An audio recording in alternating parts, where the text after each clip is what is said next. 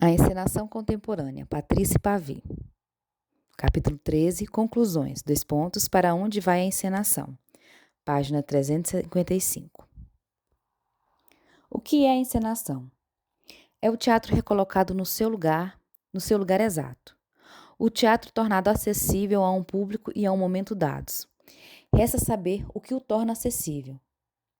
O percurso deste livro foi, em si, a encenação de algumas riquezas espetaculares pensadas ao acaso dos encontros, bons da maior parte. Conduziu-nos através de experiências extremamente variadas para regiões muito contrastadas. Este não foi, contudo, senão um caminho para atravessar a produção cênica desses últimos anos. Um caminho que cedo desapareceu na floresta. Um Rosweg heideggeriano. Um caminho que não leva a parte alguma. Contudo, não haverá nesse bosque bússola alguma que nos deixe jamais sair. Até as migalhas de pão do pequeno polegar seriam mais seguras para nos conduzir à entrada. Tentamos muito fazer breves paradas nos altos lugares da produção espetacular destes últimos anos, mas sabemos que a regra do jogo se nos escaparia, que a encenação formaria formas e identidades inéditas e a paz dos bravos, a classificação definitiva dos negócios teatrais, se afastaria para sempre. O que foi que, apesar de tudo, restabelecemos nesse périplo perigoso? A intuição de que a encenação foi uma boa artimanha, página 356, para falar do teatro, e que o termo também não estava desperdiçado e ultrapassado, como às vezes se diz. A encenação não é apenas o lugar apropriado para a pesquisa de formas e experimentações cênicas. É igualmente, ou ao menos poderia sê-lo, um lugar reparador da ligação social. É a última utopia de uma experiência e de uma entrega coletivas, pois o teatro, avalia o atual diretor do Berlin Ensemble, Klaus Pellmann, citação direta, arrasta os espectadores e os faz viver uma experiência comum que, em alguns casos, é uma entrega comum, uma catarse transformadora, no espaço de um segundo utópico, quando todas as pessoas olham-se como seres fundamentalmente bons. 3 pontos entre colchetes. Entre colchetes, essas pessoas todas aspiram a esse segundo sagrado, durante o qual, entre aspas, silêncio de morte, reina na plateia. 3 pontos entre colchetes. A cada vez, o teatro oferece uma imagem do homem muito para além dos clichês. Nota número 1. Não nos permite, este segundo de compartilhamento humano, mudar o desespero para a utopia, retornar à constatação de Jean-Claude Lalliat? Para este, abre aspas, a utopia de unificar os públicos numa assembleia de compartilhamento responde à pulverização em microlaboratórios praticada por uma sociedade fragmentada, com perda de identidade e, talvez, de destino comum, fecha aspas. Dupla utopia, portanto, a de unificar o público e a de responder deste modo à fragmentação alienadora do teatro e do mundo. Ninguém mais conta com a arte ou o teatro para salvar a humanidade. Porém, quem neste começo de milênio não tem necessidade deste, entre aspas, segundo espaço? Desde a época, hoje um pouco idealizada do, entre aspas, teatro a serviço do público, do pós-guerra, desde o sonho vitesiano de um, entre aspas, teatro elitista para todos, dos anos de 1980, um pouco demagógicos, será que estamos no momento, na cínica e debochada era do, entre aspas, teatro igualitário para mim? Uma razão a mais para esperar um pouco de oxigênio. É isso que tentamos aqui, ao nos imbebermos de algumas fontes vivas da vida teatral de nosso tempo. A cada parada, a cada capítulo, tivemos que modificar o método de análise, não pelo gosto do ecletismo, mas a fim de adaptar a teoria à diversidade do objeto. Isso não foi senão um meio, uma vontade. Página 357. Deliberado de resistir à rejeição pós-moderna e pós-dramática de toda teoria sistemática? Qual foi, portanto, nosso percurso e por que foi tão bem sinuoso? 1. Um percurso sinuoso. Nas fronteiras da encenação, mas no interior das mesmas, o teatro da voz, o teatro de colocação em jogo e a leitura dramatizada pareceram-nos como, entre aspas, encenações apesar de tudo, que, no entanto, ganhariam ao serem descritas como ações performativas. Essa descoberta abriu caminho para um confronto da encenação e da performance, entre parênteses, capítulo 1. Esse confronto foi aprofundado, sistematizado, entre parênteses, capítulo 3, testado por análises e ampliado metodologicamente na oposição complementar da semiologia da encenação e da fenomenologia da performance. A cenografia ofereceu-nos a oportunidade de comparar os méritos de uma descrição funcionalista e a de uma fenomenologia da percepção, tanto a do cenógrafo quanto a do espectador, entre parênteses, capítulo 4. Mesmo o pôr em jogo de textos contemporâneos, não obstante cética frente à análise, apresentou-se como desafio à teoria, que teve que afinar e estender seus métodos a práticas em vias de inventar-se, entre parênteses, capítulo 5. O espetáculo não europeu, neste caso o coreano, foi para a encenação, noção originariamente europeia, a principal pedra de toque intercultural, mesmo que os artistas coreanos frequentemente tenham usado, entre aspas, métodos de interpretação e direção ocidentais, entre parênteses, capítulos 6 e 7. A ausência de grandes encenações interculturais na Europa é sintomática da crise do teatro inter- ou multicultural. Isso no mesmo momento em que os políticos e os trabalhadores sociais gostariam de convencer os artistas dos benefícios da sociedade multicultural e das mudanças culturais. Um desafio cultural lançado aos artistas que talvez não tenham nem os meios nem o desejo de observá-lo. A entrada de mídias audiovisuais em cena impeliu o teatro para suas últimas trincheiras, obrigando o teatro e o público a maior tolerância e flexibilidade, ao invés de ficar na defensiva. Página 358. Nesse campo, com efeito, o teatro arrisca-se certamente a perder sua alma, mas também a regenerar-se, diversificar-se, atualizar-se, ao invés de desfalecer, de essencializar-se, de se grotovskizar, entre aspas. De reduzir-se a uma essência cada vez mais pura e etérea. O desafio metodológico parece estar, nesse caso, no seu ápice, considerando-se a diversidade das mídias, um cruzamento de tipos de análise, de métodos vindos das artes plásticas e da tecnologia, não pode ser senão benéfico. Todos os olhares convergem para a noção de intermedialidade. A encenação aparece cada vez mais como uma, entre aspas, regulação.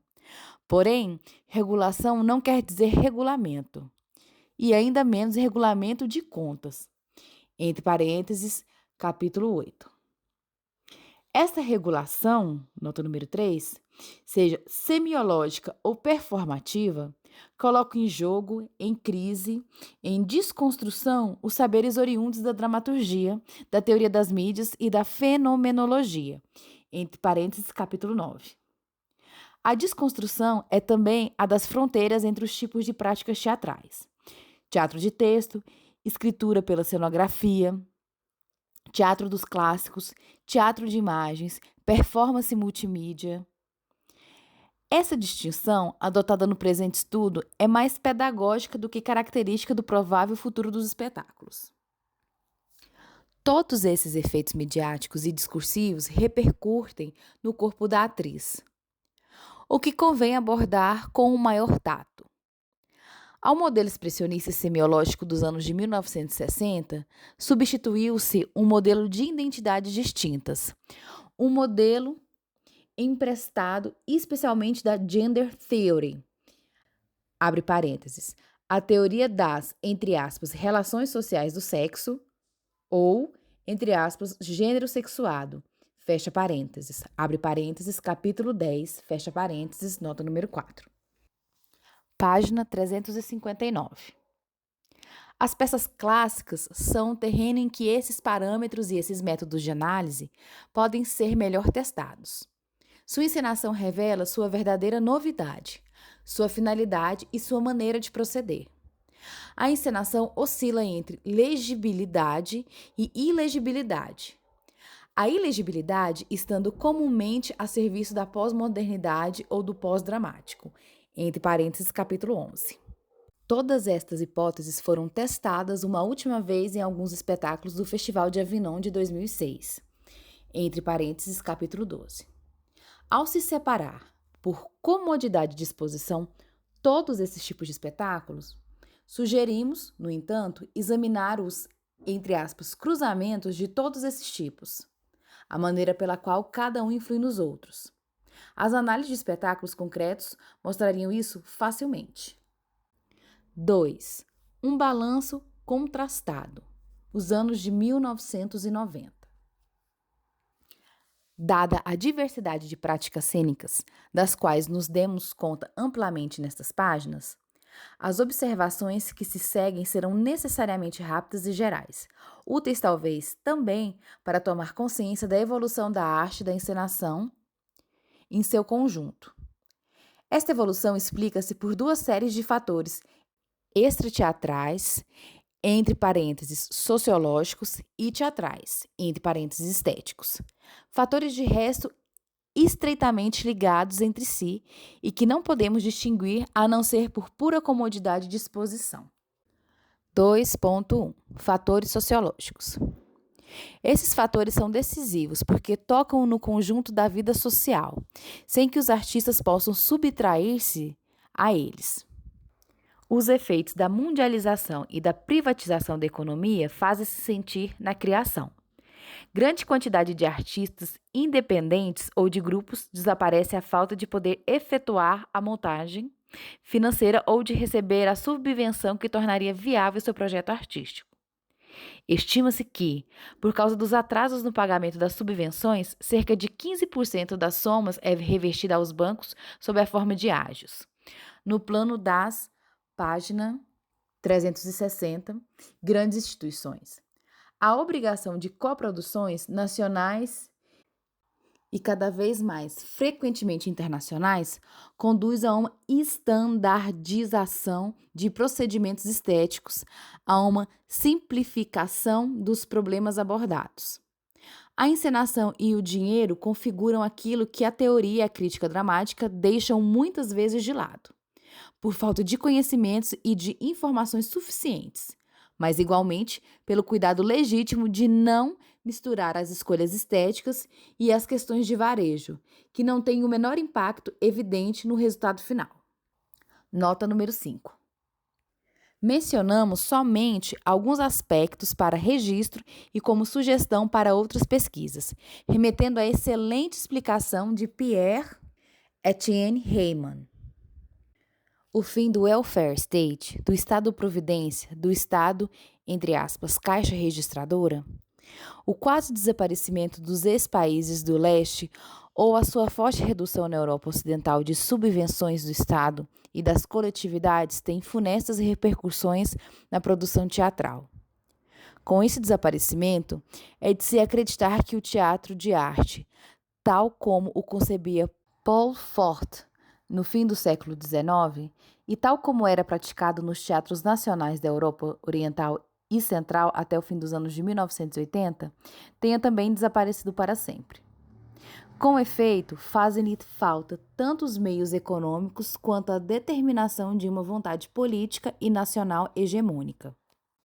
Heyman mostra bem de que maneira o teatro público na França, mas também a Lourdes, recorre cada vez mais ao sponsoring, privatização de inúmeros serviços, abrindo-se ao mercado por meio de ambiciosas coproduções. A mundialização atrai, abre aspas, o dinheiro multinacional investido para produzir eventos luxuosos montados por encenadores transformados em vedetes, abre parênteses, como Robert Wilson, Peter Sellers, Robert Lepage, Luca Roncone, Luc Bond, fecha parênteses. A pesquisa artística é pré-financiada, programada, calibrada com a intenção de públicos de meia dúzia de manifestações internacionais de prestígio. Fecha aspas. Nota número 6. A privatização do teatro público, a reviravolta de subvenções públicas, página 361. Para o privado, a reabilitação e a promoção do boulevard fazem-se acompanhar de uma boulevarização de certas encenações, em nome, seguramente, do prazer do espectador. Realizações, entre aspas, surfantes sobre o texto sem menor cuidado com o ponto de vista. Emplacamento em não importa qual peça de gags e gracejos anedóticos. Cabotinismo sem freio de atores vedetes. Nota número 7. A constatação de Reimann é desanimadora, não apenas para as finanças da arte teatral, como também para a estética de sua encenação. Arte suntuosa, arte anedótica e arte conceitual são as caras mais aparentes do teatro público neoliberal. A face neoconformista, totalmente voltada para a exibição do dinheiro. A face populista, fardada de solicitude caritativa. E a face modernista, com seu discreto perfume de sofrimento, que valoriza a espiritualidade do, entre aspas, criador e a autossatisfação do consumidor iniciado nos arcanos da arte de vanguarda. Nota número 8. O financiamento do empreendimento teatral é, ao mesmo tempo, o que o salva do desaparecimento e o que lhe infringe um mal de que nem mesmo se repõe, pelo menos no plano estético. De mais a mais, o teatro depende de leis do mercado e de condições econômicas do momento. As instituições teatrais, das quais os artistas não teriam condições de escapar, constituem uma enorme bolsa de talentos com cotações e quantificação de seu valor mercantil. Fazem projeções sobre as perspectivas de carreira, entregam-se a uma espionagem industrial para descobrir os jovens talentos, a nomeá-los para onde terão maior visibilidade. Esses fatores sociológicos da mudança são acentuados também pela evolução das formas teatrais, a qual consagramos o essencial da nossa pesquisa. Um breve adendo a propósito da escritura e da cenografia confirmará sua importância. Página 362. 2.2 Fatores teatrais. No decorrer dos 10 ou 15 últimos anos do século XX, a escritura dramática renovou-se profundamente. A encenação teve que inventar novas fórmulas de interpretação, ao mesmo tempo mais simples e mais sofisticadas. A mudança da cena e da interpretação sob o efeito de um transtorno da escritura não é, de todo modo, uma novidade. Vitéz elaborou uma lei da evolução do teatro a partir de Claudel e Tchekhov. Ninguém sabia interpretar Claudel ou, no seu começo, nem Tchekhov. Porém, é de interpretar o impossível que transforma a cena e a interpretação do ator. Assim, o poema dramático está na origem das mudanças formais do teatro. Sua solidão, sua inexperiência, até sua irresponsabilidade são-nos preciosas. O que podemos fazer com autores tarimbados que preveem os efeitos da iluminação e da inclinação dos tablados? O poeta não sabe nada, não prevê nada. Resta aos artistas essa interpretação. Nota número 9. A multiplicação de experiências de escritura renovou a maneira de interpretar. A encenação, assim, não é mais fragmentária, mas miniaturizada. Contém potencialmente o conjunto, está centrada no ator, que ela dirige com rigor. Não repousa num esboço cenográfico ou decorativo. Encontra um meio coerente de, entre aspas, executar o texto, ao seguir escrupulosamente sua partitura. Desse modo, foi preciso inventar uma atuação para interpretar Coates ou Villeneuve, e todos esses autores que não exigem um tipo de desempenho determinado, mais frequentemente psicológico. A atuação dispõe, de Stanislavski a Grotowski, de uma ampla gama de possibilidades. para um desempenho que não imita um comportamento psicológico. Deve-se mais ainda encontrar uma maneira inédita de, entre aspas, abrir o texto ou a ação. Uma maneira de desconstruí-los, de comentá-los ao invés de ilustrá-los.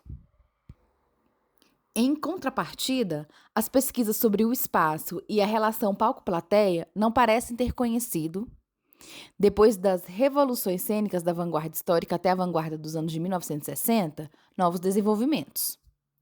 A maior parte das página 363. Possibilidades espaciais não foi testada e, às vezes, esgotada. A cenografia melhora muitas vezes a relação frontal de antigamente, até em se tratando do bom e velho palco italiano.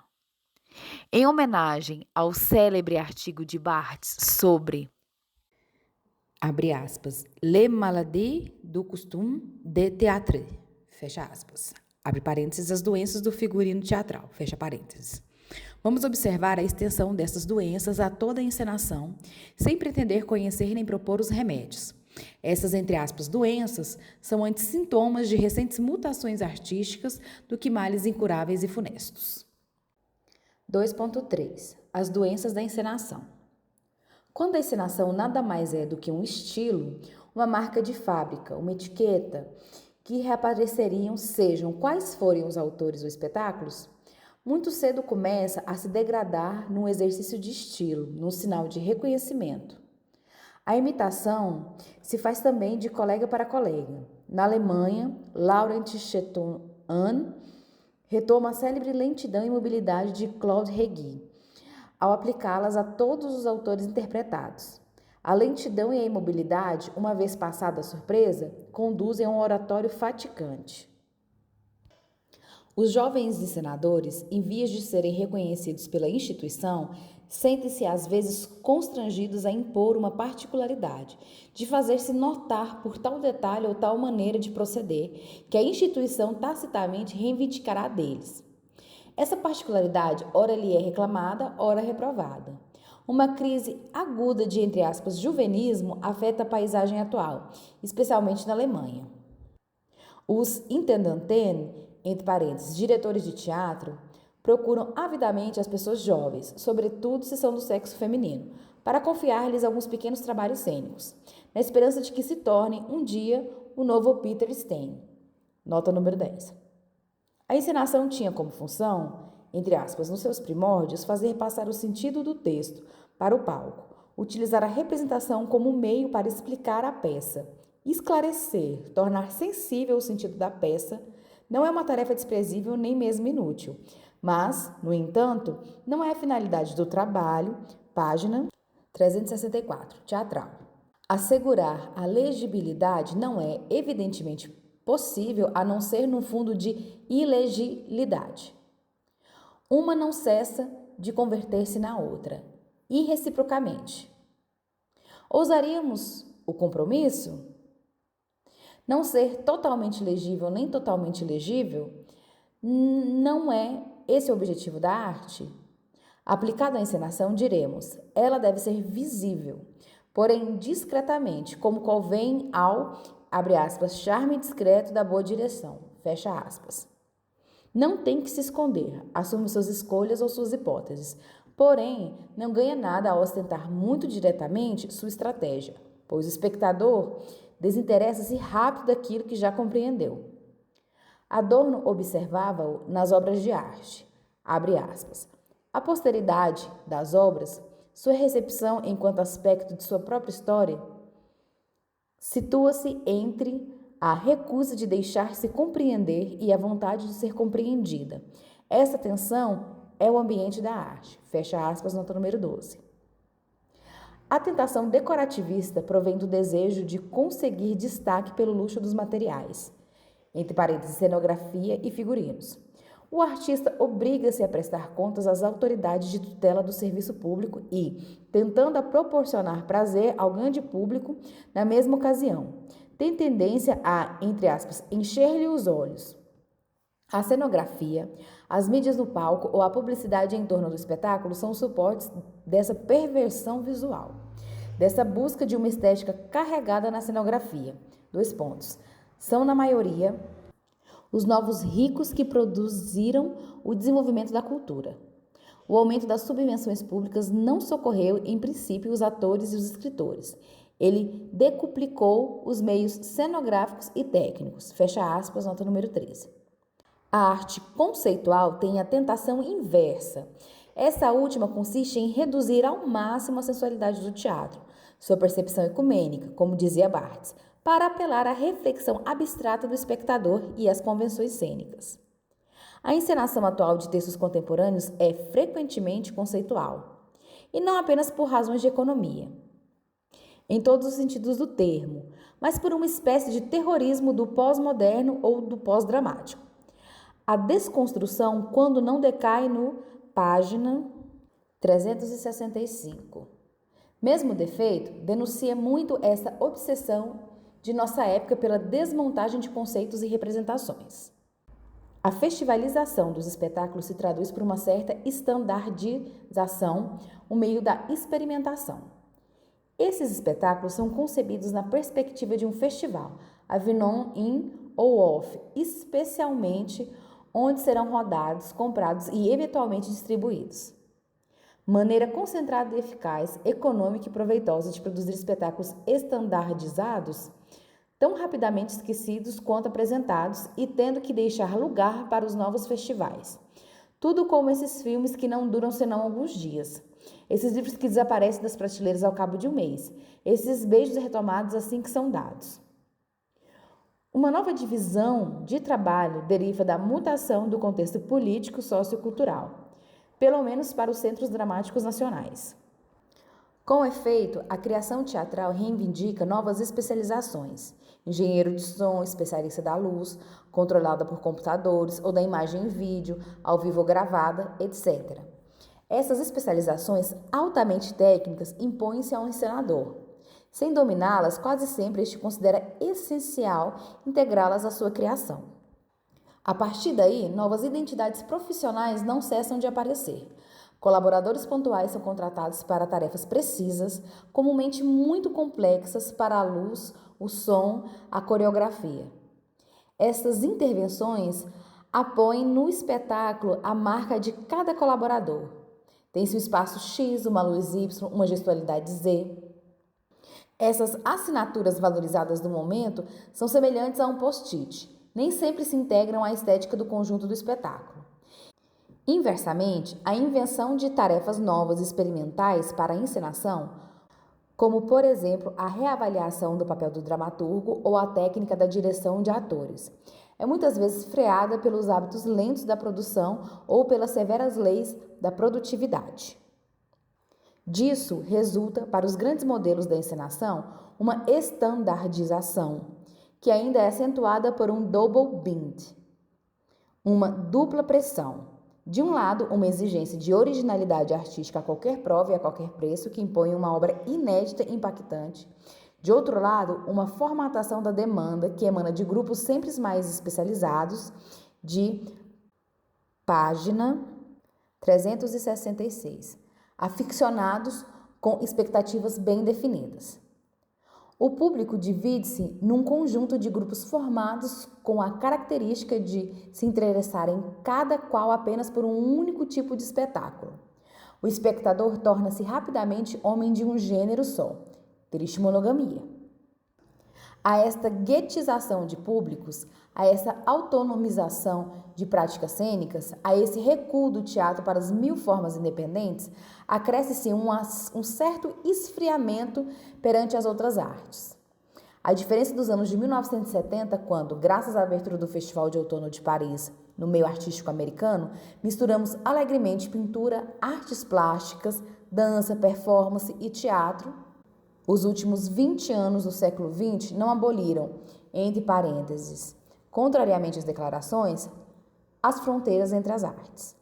Havia, no entanto, uma tradição de mistura a partir da dança-teatro, entre parênteses, Pina Bausch ou Magui Marin, das artes da rua e do circo novo, tanto quanto experiências abertas à arte contemporânea, a diferença da encenação estreitamente teatral. Felizmente, apesar do purismo, alguns artistas não hesitaram nesses últimos anos em, entre aspas, passar dos limites. Jacques Robottier, músico e poeta, compõe espetáculos em que mistura os princípios de diferentes artes. Abre aspas. Apreender uma arte com as ferramentas de outra estimula a invenção. Cada arte é fractal e remete às outras. Fecha aspas, nota 15. Valère Novarina confronta sua pintura e sua criação poética no seio do acontecimento cênico. François Lázaro fabrica marionetes de talho humano que faz manipular por atores, interpretando autores contemporâneos como Daniel Lemarrieux. Alain Lecoq propõe um, entre aspas, teatro de papel, no qual a narração de um romancista como Mohamed Qassem curva-se às sutilezas da manipulação de superfícies, objetos e do corpo do ator narrador. A renúncia praticada pelo serviço público e pelo teatro subvencionado, o desinteresse do Estado, tomam na França o aspecto de uma política demagógica. A tentação é grande, com o efeito de não mais subvencionar a não ser as encenações de grande espetáculo, que com muita força introduzem as mídias audiovisuais, raio-lasers, hip-hop no seio da peça, como no página 367, Voisque de Buchner, montado por Ostermeyer para o Festival de Avignon em 2004, nota 16. Para fazer isso, os clássicos são a vítima ideal. A problemática é simplificada, modernizada, superficialmente, adaptada ao gosto do público de jovens, transmitida diretamente para as autoridades locais, do produtor ao consumidor, do decisor ao decodificador. Os teatros e os artistas não são mais, então, do que correias de transmissão. Desembaraçamo-nos, por fim, dos encenadores. Reduzimo-los a anões de jardim dos quais se servem os proprietários da República para quadrilhar o mundo e computar as suas saladas. 3. O questionamento da encenação e de suas novas funções. Esta crise do encenador haverá de marcar o seu fim próximo? Nada menos seguro. Há muito tempo que o, entre aspas, diretor de cena, como se diz em espanhol, não é mais o mestre incontestável do reinado. Ele se tornou uma LTDA, uma sociedade de responsabilidade limitada, um sujeito pós-moderno, intermitente, que perde e dispersa voluntariamente seus poderes, abre parênteses, continuando totalmente a receber-lhes os dividendos, fecha parênteses. A encenação, como sistema semiológico de signos controlados a partir de um único olhar, durou muito. A clássica ambição de um Coupeau, um Craig ou ainda um Strehler, que sonhavam substituir o autor dramático por um autor cênico que lhes permanecesse fiel até o fim, fracassou contra a realidade pós-moderna da cena e do mundo. E isso a partir da reviravolta dos anos de 1970. É um momento em que a desconstrução inspirada em Derrida, entre aspas, desmonta tanto a semiologia quanto a encenação, reprovando-lhe, não sem razão, ser um sistema fechado que mascara a dinâmica do desempenho do ator e da representação. O momento em que, por exemplo, Barthes passa do, entre aspas, sistema da moda ao prazer do texto, entre aspas também. Nota 17. Página 368. Ninguém melhor do que Bernard Dort denunciou os riscos de uma teoria e de uma representação fechados, nota 18. Dort não poderia ter sido mais claro. Sua crítica leva à concepção do espetáculo como uma Gesamtkunstwerk wagneriana, ou como escritura cênica de Grieg. Abre aspas. Uma crítica de Wagner e de Grieg impõe-se. É uma nova definição da representação teatral que, ao invés de fazer dela uma união estática de signos ou um metatexto, aí veria um procedimento dinâmico que tem lugar no tempo e que é, efetivamente, produzido pelo autor. Fecha aspas, nota 19. À maneira vitesiana, ele descreve a encenação como uma produção autônoma de sentido e não como uma tradução ou uma ilustração do texto pré-existente. Abre aspas. Constatamos hoje uma emancipação progressiva dos elementos da representação. E nela vemos uma mudança da própria estrutura. A renúncia a uma unidade orgânica prescrita a priori e o reconhecimento do fato teatral enquanto polifonia significante, aberta sobre o espectador. Fecha aspas, nota número 20. 20 anos depois desta colocação, verificamos a justeza do diagnóstico de Dort. O encenador, esse novo e mau neo-sujeito pós-moderno, deve admitir que perdeu sua posição de apogeu e sua soberba. Porém, esta perda não é tanto um desafio pessoal quanto um sinal dos tempos. O desafio, caso essa noção tenha algum sentido em arte, é antes o de algumas tentativas teatrais para fazer escola e fundar um sistema. Desse modo, a pesquisa de Brooke para fundar uma língua universal do teatro e uma arte acessível a todos não desborda numa produção e numa leitura universal de signos, mas, no melhor dos casos, como observa Vitéz, na leitura por meio de uma translinguística, entre aspas, nota 21. Um esperanto sonoro, visual e gestual que dá ilusão de compreensão geral para além de línguas e culturas particulares. Ilusão que se traduz muitas vezes seja por uma idealização universalizante das culturas, abre parênteses, o essencialismo brookiano que se tem tanto e muitas vezes injustamente criticado, fecha parênteses. Seja, ao contrário, por um elogio indiferenciado da página 369. Diferença. Que conduzem às vezes ao comunitarismo sectário. A crise do intercultural, sua incapacidade de situar as culturas ao mesmo tempo na sua especificidade local e na sua humanidade universal, não facilita a tarefa dos artistas multiculturais. O neo-sujeito pós-moderno não consegue coisa melhor, de modo algum, no domínio do teatro político, pois o público admite mal que se lhe dê lições. O teatro épico brechtiano e sua ponta afiada têm a intenção de tocar o público no coração de seus interesses, ao assinalar-lhe as contradições e ao apontar-lhe os gestos dos personagens. Porém, pela crença de ser muito direto e muito doloroso, os neo-encenadores enfraquecem sua análise dramatúrgica, acabam ficando no geral ou no ambíguo. O questionamento dos poderes do teatro deixa a representação sem perspectiva clara, a imagem do mundo em que vivemos. Esta última tem dificuldade de encontrar seu caminho, pois uma paisagem sombria tem, antes de mais nada, muito para corrigir, muito para preparar também, para um futuro que se anuncia não exatamente róseo. A principal coisa a corrigir, por outro lado, não é atacada. Funciona até que muito bem, é a comunicação. Aquela das mass média e das mensagens prontas. O teatro coloca justamente em dúvida a pretensão de comunicar tudo, a tirania da informação e da vigilância.